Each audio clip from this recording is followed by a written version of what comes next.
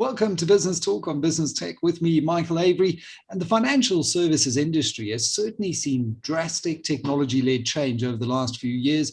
And I think as you and I, as customers, as businesses demand and expect more, it's evident that technology is being used to make processes easier, to make things more efficient, and just to reduce errors in the sector, human error most often.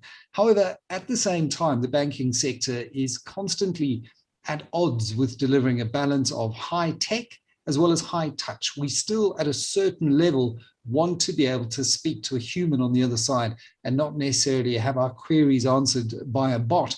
Now, it holds that the values of powerful real human interactions are really even more important, even through a digital platform. Well, to talk about Investec and how it's balancing this inherent tension, I'm joined now by Devina Maharaj, who's Program Head for Investec Business Online and API Banking SA. That's quite a long title, Devina. Let's just dial it back a little bit. Welcome to the show. Before you found yourself in this position, what was your career in tech and IT to get to this point? Hi, Michael. Thanks for having me. Definitely a long title. Purely, I think, as a starting point, it's probably because I just didn't know what to call it. The role is fairly new, and I've got about 20 years of experience at Investec in the banking space. It was probably one of my first jobs coming into Investec in private banking. So I've got a very non-technical background with accounting and tax as my speciality way back then. And started off in the private banking space and spent the first 10 years in private banking, specifically as a private banker, and going on to kind of look after teams in that space. About 10 years ago, I accidentally fell into the tech space. And I say that with a smile because people who know me often can't believe that I'm in this space, because I was probably the most least digitally savvy person you could imagine. And I kind of got into the space through just a coincidence. It was probably fate, and spent the last 10 years at Investec in the tech and IT space, and most recently in the last 3 years looking after digital for South Africa. So building out our mobile apps and our post and pre-login websites for clients. So it's been quite a journey, and I feel blessed to have had the real privilege of dealing with clients for the first 10 years of my life. Probably gave me the best grounding ever to be in the tech space and be delivering in a tech world right now that is transforming the way we should be servicing clients and building for them. So it's been very exciting. It's one of those things you hear at tech conferences all the time, or tech webinars. It's about people, processes, and then technology.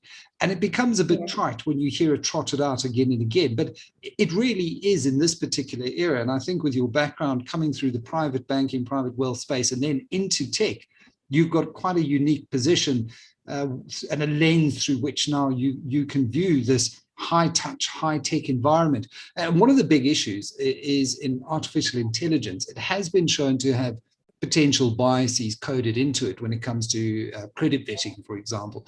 Are you having deeper discussions around the ethics of AI within the financial services sector and within the bank? Certainly, I think artificial intelligence, machine learning, augmented analytics, all those wonderful buzzwords are playing a real role, I think, in any industry right now. And it all just basically comes down to, in my mind, around how we actually use client data and client insights to produce more value for clients. And I think that is the crux of where this is at. The ethical dilemma that I think or the conversation that you're speaking about is definitely something that we've been thinking and about at Investec. It's top of mind, specifically in the private banking space, where you deal so closely with what clients hold really dear to them, which is their financial well-being. And I think, we always have to draw a fine line between how we use client data to service a client, to produce more valuable product to clients, but also being very careful not to intrude in a client's life in a way that actually is not ethical or not relevant. So I think there's a lot of discussion that still needs to be had. We still very much as a bank in the early stages in terms of the maturity curve around using AI, advanced analytics in getting to our clients. I think predominantly because we've always based a lot of our relationship with client on human relationship. So when you do that, to shift and move into a world of trying to figure out how you use client data, for instance, to gather insights on your client is not kind of where you often start. And I think there's a lot to be thought about when you think of AI in this world of unstructured data. There's a million sources of data that you could get in the financial services industry, from social media, from places like LinkedIn, that sort of stuff. And we've got to be very careful about how we bring those data sources together and how we use it going forward.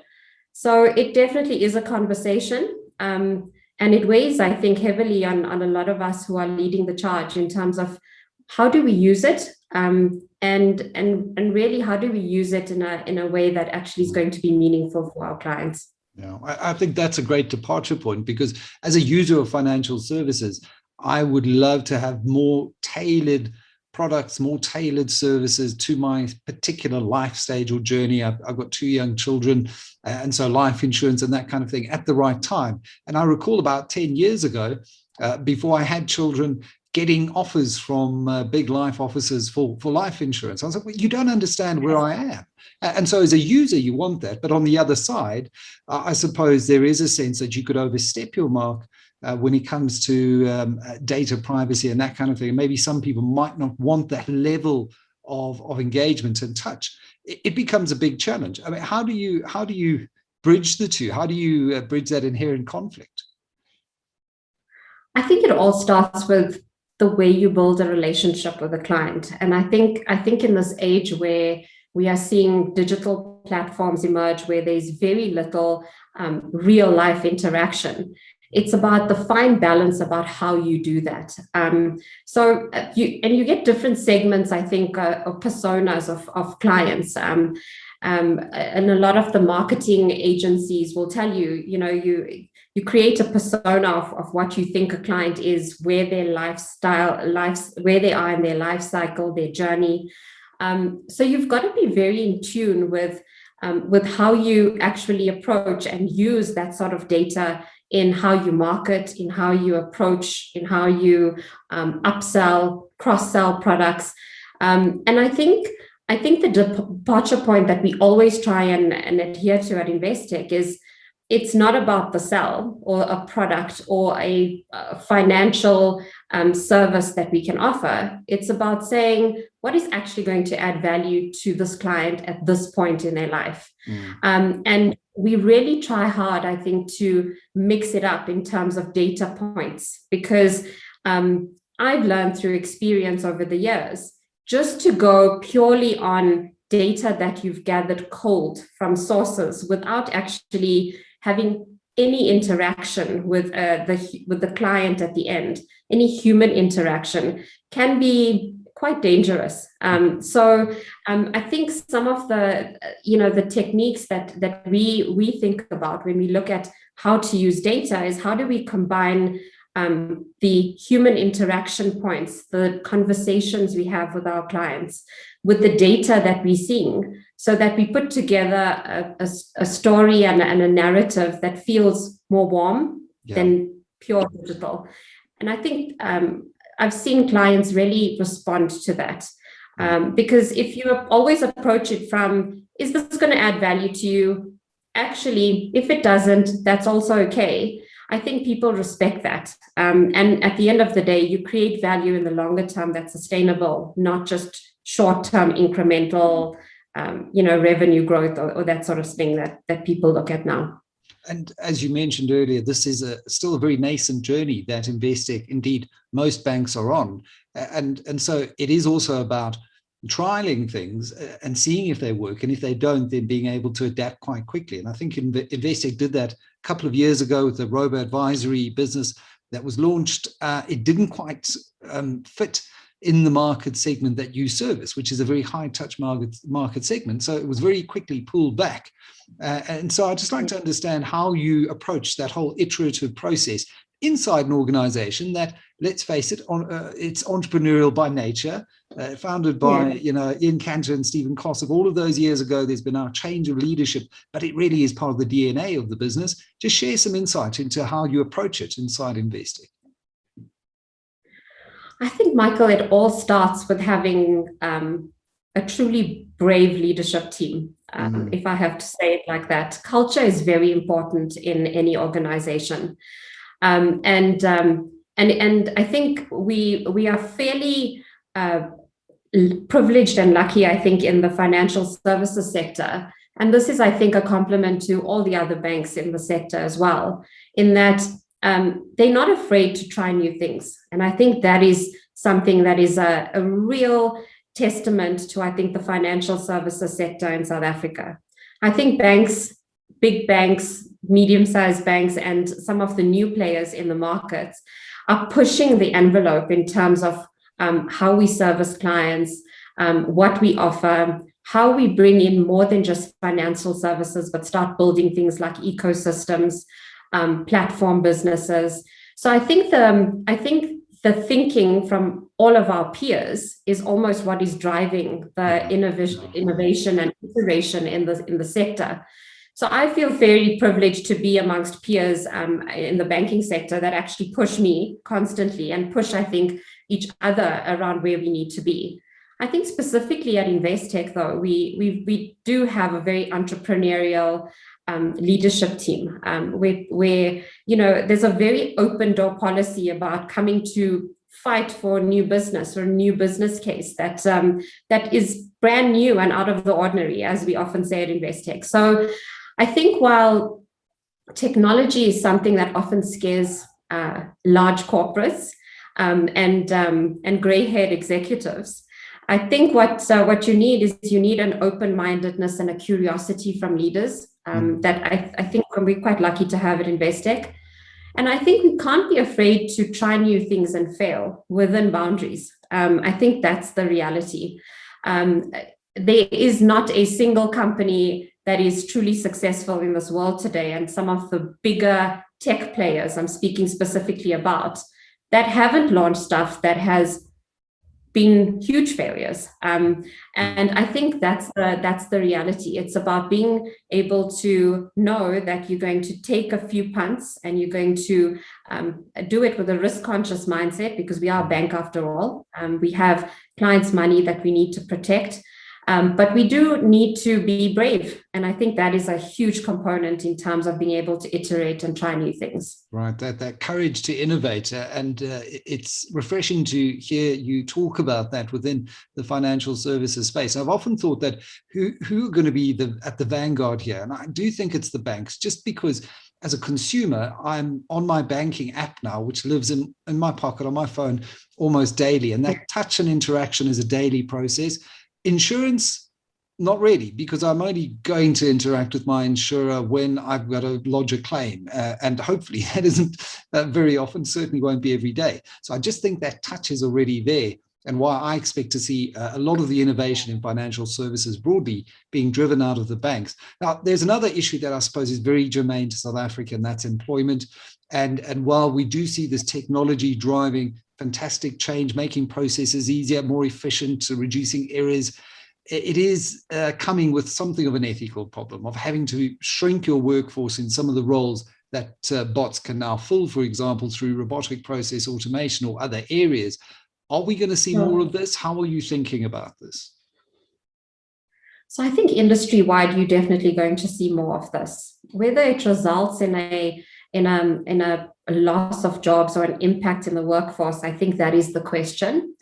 I was reading an interesting stat recently, and they speak about that the fourth industrial revolution has and should continue to create more jobs in aggregate than it does eliminate. It's about how you transform the skill set and the level of your workforce, and how you go about doing that. So I know a lot of companies, just from a human resource perspective and an HR perspective, are putting in a lot of effort and time and plans, really, in terms of saying, how do we start transforming the skill sets of different roles that we know potentially could get eliminated by robotic process automation, for instance, or being disrupted by areas of technology. There have been very interesting conversations, even at the bank, about, what does private banking mean in an age where people actually just want to go onto their app and do their banking? Is it still relevant and sustainable for the future? And so those are very interesting conversations around job security, and but there's a very human element there as well.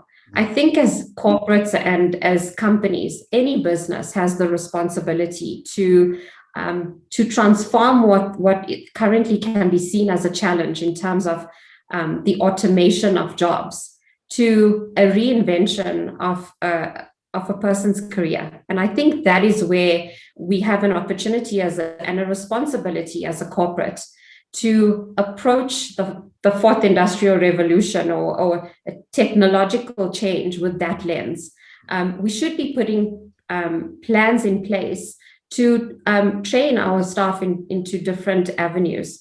There's so many things that could evolve a person's career, and it's not always the case that you're going to be able to take somebody out of one role and then put them into another. But it's the responsibility, I think, of every organization to do as much as they can to upskill people and take them along this journey, because it is a journey. And it's not something that just happens overnight. I mean, your journey is a perfect example of that. And the ability to iterate in your own personal development, and that lifelong journey of learning is the way that we are going to be able to adapt to a world where, I'm looking at my two daughters who are aged 4 and 6, and I wonder, what is the world of work offering them? What kind of jobs are going to be available? We probably don't even know yet, but you've got to inculcate those skills, the ability to adapt and the ability to learn. And I think that's, one of the big things that your CEO, Fani Titi, when I spoke to him, is very passionate about education. I just want to move now to COVID. And I think one of the big themes around COVID was, we had this digital fire raging in the background, and COVID was the accelerant on those flames. And it really has accelerated this digital journey.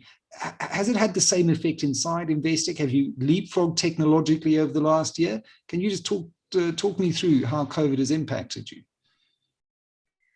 I think definitely. I don't think there's any leader in any business right now that would say that it hasn't moved them as an organization forward probably 5 to 10 years in terms of the way we use technology to interact. I think previously as Investec, we were very network-based, human-centered, in-person interaction culture. And it was very scary in the beginning, I think, for a lot of us who grew up in the space, who've worked here for a long time, to kind of experience this in a whole new dynamic. And so it was tough in the beginning, I'm not going to lie. I think, and I think if you're a culture that thrives on the human interaction, it can be mentally a huge mindset shift to be a whole year seeing people just via video call. I think we have learned at Investec to not underestimate, I think, the mental challenges that came with that in terms of, people being alone at home, not having that level of social interaction, because we are a very social business. And we like having coffees and going over meetings and popping down to the coffee shop downstairs at the office. The Investec analysts were always the rowdiest analysts. Whenever I went on a tour to Poland with a group of 30 analysts, and it was the Investec guys who were the life of the party. I mean, that's the culture, and it's tough. It is the culture, and I think we've learned to have creative means. I mean, our team had an amazing race via video call with like a team of 100, and we made it fun because it's still, we've always said you work hard and you play hard, and the play hard element has always been something that's been core to Investec in terms of you build relationships and bonds, and you kind of in the trenches with the guys next to you. Yeah. And I think that's super important. So it's been a journey, and it was very interesting because as Investec, we had just launched flexible leave, where we took away leave and we said, you kind of don't need to log leave and do all of that stuff just before COVID. And the dress and then change. Everybody was at home. So I think it's been a challenge. Technologically, I think it's been super exciting for me, being in the tech space, to see the way our leadership has embraced technology in terms of the way we're working, the flexibility of the thinking around having people work from home, and our policy about how we come back. I think that's also been interesting because it's opened up really interesting conversations about work-life balance. It's opened up we A-type personalities that can get really entrenched and drowned in our work. Yeah. But I think for a lot of us, we've been exposed to a whole new world of work-life balance, and there've been very, very hard conversations around saying, how do we come back? When do we come back? What level of flexibility do we have when we come back? So I've been super impressed with the way we've handled it, and I think it's opened our minds as well to what is it that our clients actually want and how do they want it to be delivered. Because I think for a lot of our clients, they're in the same boat as us. Yeah. They're professionals, they're working from home. We've been able to engage with them and still have that very high touch conversation through that. But it's been challenging, and definitely been a space that's, for a bank that's built on human relationship, has been probably one of the most interesting years I've had in my 20-year career at Investec. Oh, remarkable. And I hear what you're saying about the A-type personalities who do get stuck in. And we're seeing it in the media space, people approaching burnout because you're effectively living at work. And it does change the way you approach work, and you need to be very mindful of that. You need to consciously understand that you've got to take time off, you've got to take time away, otherwise you are rapidly going to burn out. I think it's going to be an area of focus for many businesses as we look to bounce back from COVID.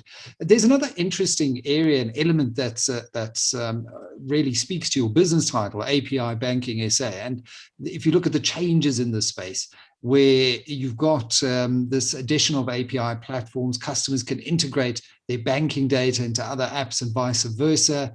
It's obviously all about creating better customer experience, greater freedom to do what you want with the data.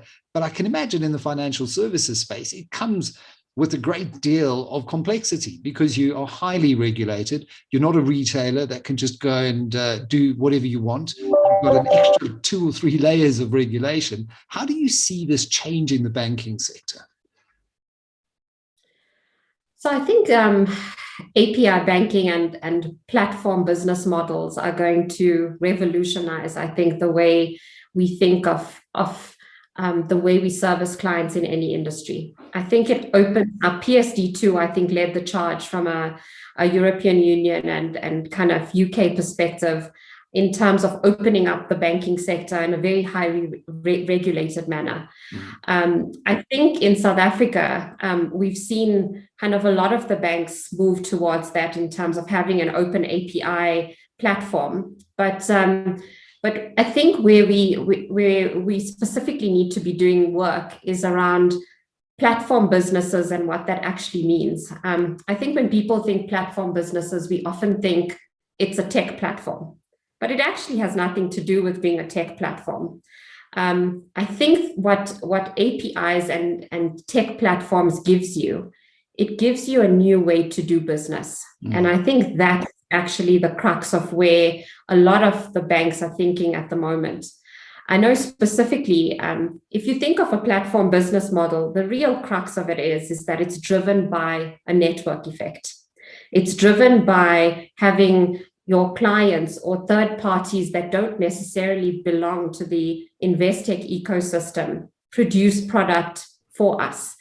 And I think traditionally, as banks, we have all been in a very traditional model where we are the bank, we are the producers of product, and our clients consume it. It's a very different model now where we've got fintechs or startups in other industries that are coming up with really innovative products that could either leverage some of our banking capability to expand what they're offering into their clients, or about us actually bringing that into the banking ecosystem and figuring out what that is. So we've taken a very interesting approach at Investec in terms of driving a very strong partnership model with third parties, and creating that network effect in terms of where we are. I believe truly in the power of software engineers, and I think that they are a very interesting segment and a population that we need to pay particular attention to. I had a team of 100 software developers, so I've lived with them a lot, and I've realized that they're kind of the creative workforce that almost is the engine, I think, in a lot of companies going forward. Yeah. To that end, we've actually at Investec included the IT segment now as a core profession that we will bank. Because traditionally we started off with CAs, doctors, lawyers as core professions in the private banking space. And you know, I've got a 8-year-old and 11-year-old, pretty similar to you, two girls. And you know, now I'm getting the one to code in Python as a little course that she's taking. So it's a weird conversation that we're having, because I think the professions of the future are going to be driving the economy of South Africa going forward. Yeah, and I think in terms on that point, Devina, sorry, I've got to just interject quickly because we are running out of time. And what I'd like to do is have you back on the show to talk about that in particular, because about 10 years ago, it was a case where fintechs, which were coming up with very cool stuff, would talk about the endless beauty parades with the big banks and the financial services, and you know, always being asked to potentially come to the dance, but never being asked to dance. And I think that's changing. And I think within that, there's such an interesting conversation to have around the evolving relationship between incumbents, established businesses with the regulatory license and the know-how and the ecosystem, and the role that these upstarts, these fintechs and coders are playing within all of that. But that said, we have to leave it there. We have run out of time. Devina Maharaj, Program Head, Investec Business Online and API Banking South Africa. Every bit as interesting as your designation. Thank you very much for your time. Thank you. Thanks for having me.